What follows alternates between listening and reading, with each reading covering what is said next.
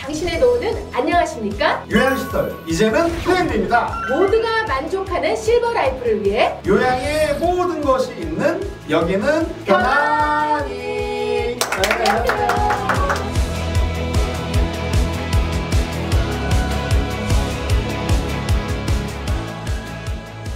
자, 저희가 지난 시간에는요, 향후 요양 사업의 가장 큰 변화에 대해서 이야기를 나눠봤고요. 오늘 이 시간에는 어떤 IT 기술이 접목될까를 놓고 한번 이야기를 나눠봤으면 좋겠어요. 지난번에 향후 요양 사업의 가장 큰 변화로 IT 기술의 접목이라는 부분을 말씀드렸고, 마침 지난번에 말씀드렸다시피 AI 기술의 발달과 함께 정의라든지 매간이라든지 AI 기술의 발달과 이렇게 모심, 인간과의 커뮤니케이션, 또 거기서 발생하는 또 장단점들과 관련해서 얘기했는데요. 이런 관련 사업을 진행을 하시는 분이나 요양원장님이나 시설장님들, 가족분들이 편안히는 뭐냐고 이렇게 물어보시는 분들이 있어요. 니네 정체는 뭐냐? 편안히는 요양 서비스를 전체적으로 제공하는 플랫폼입니다. 저희는 포털도 가지고 있고 앱도 가지고 있고요. 그러면 너희의 가장 큰 기능이 뭐냐? 요양시설을 찾으시는 분, 아니면 요양시설뿐만이 아니라 방문 요양이나 데이케어처럼 제가 서비스까지 해서 가족의 어떤 모심을 원하는 그런 분들에게 거기다 제일 맞는 시설이든 제가 서비스 형태는 뭔지 그걸 찾아서 매칭을 시켜주는 거고요. 그리고 거기에서 한 발 더 나가갖고 그분들에게 필요한 금융이나 보험, 헬스, 푸드까지 전부 연계해서 최적의 방법을 찾아드리는 게 저희 편안히 플랫폼의 근본적인 기능입니다. 방송을 보시는 요양시설장님들이나 아니면 집에 계신 가족들, 또 향후 이런 서비스를 찾으시는 분들 한번 생각해보면 지금 기존에 이렇게 어떤 시설을 찾거나 이런 서비스를 받고자 할 때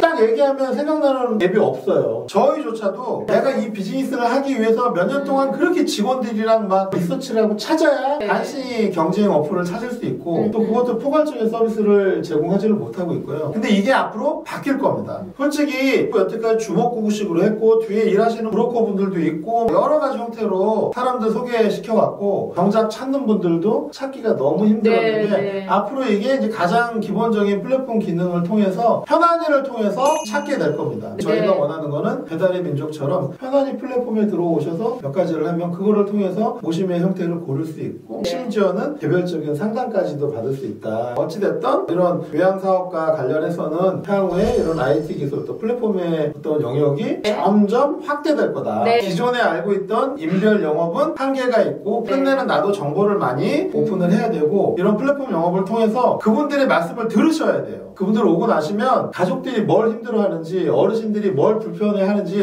자꾸 말씀을 들어야 되는 겁니다. 그리고 이게 지금 말하는 게 모심과 관련된 커뮤니케이션에서 IT의 역할이 더 커집니다. 어르신이나 가족들이 시설에 입소하기 전에는 찾기가 어렵지만 입소한 다음에 가장 어려운 건 컴플레인을 하고 싶어도 컴플레인을 못하는 거죠.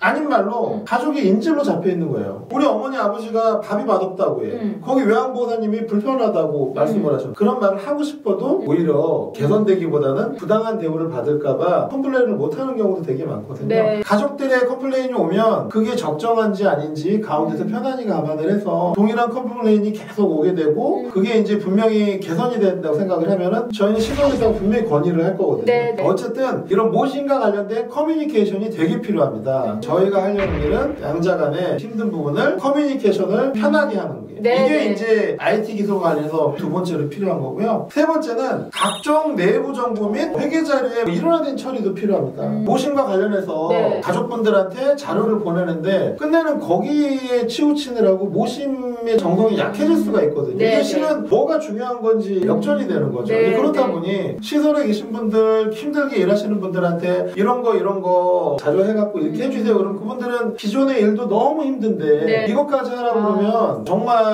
근무가 너무 고된 거거든요. 그렇다 보니 가능하면 그분들이 3번, 5번 클릭하고 똑같은 일을 여러 번 반복하는 게 아니라 한 가지, 두 가지 일만 하시면 모두가 이렇게 관련된 정보를 모을 수 있고 체계화된, 일원화된 이런 프로그램이 필요합니다. 지금 보면 전부 다 제각각이거든요. 이게 완전히 하나로는 안 되지만 일원화된 작업이 이루어질 거고 아마 그 중심에 편안히가 있을 겁니다. 그래서 편안히가 여러 관련된 업체들이랑 지금 협업도 진행을 하고 있고요. 올해 말 내년쯤이면은 개선된 모습도 보여줄 수 있을 거라고 생각이 됩니다. 네, 또 어떤 게 있을까요? 마지막으로 한두 가지 더 말씀드리면요. 원격 의료 등과의 조화도 향후에 많이 필요하게 될 겁니다. 이거는 제가 답을 내리긴 쉽지는 않지만 관련 법률이라든지 아니면 어떤 의료계라든지 요양업계에 서로 조율도 좀 필요할 거고요. 네. 앞으로는 이런 의료 서비스를 필요하는 분들이 많을 거고 그러면은 원격으로 치료는 아니어도 진단이라든지 상담을 받을 수 있는 이런 형태가 되게 광범위하게 넓어질 거다. 그리고 저는 이게 반드시 필요하다고 생각을 합니다. 근데 이게 뭐 관련 법규랑 민감한 범위라 제가 장담은 할 수는 없지만 어쨌든 향후에 계속 확대가 될 거고요. 이렇다 보니 같은 측면에서 제가 서비스에서의 IT 기술이 되게 중요하게 됩니다. 새벽이라든지 밤 아니면 격지에 계신 분들이 의료 서비스가 필요할 때가 있어요. 이럴 경우에 원격 의료뿐만이 아니라 IT 기술의 접목이 필요하고 이것 때문에 여러 가지 센서 업체들 집에서 뭐 침대라든지 아니면 몸에 스마트워치 형태로 한다든지 건강을 체크할 수 있는 이런 IT 기술이 엄청나게 지금 많이 발전하고 있는 상태입니다. 이런 형태의 IT 기술은 많이 발전도 돼 있고 지금 여러 가지 업체들이 노력을 하고 있어 갖고요. 한 해 한 해 갈 때마다 엄청난 눈에 띄는 성과를 보일 것 같습니다. 네. 여기에 더불어서 감정적인 측면까지 아우르는 AI 기술이 같이 개발이 되고 있으니 저도 향후에 이게 어떻게 될지 정말 되게 궁금합니다. 자, 오늘은 어떤 IT 기술이 접목될까라는 주제를 놓고 이야기를 한번 나눠봤습니다. 앞으로도 저희 편안히는요, 요양에 관한 모든 것들을 함께 고민하고 해결해 나가도록 하겠습니다. 여러분의 실버 라이프가 골드 라이프가 되는 그날까지 저희 편안히의 노력은 계속됩니다.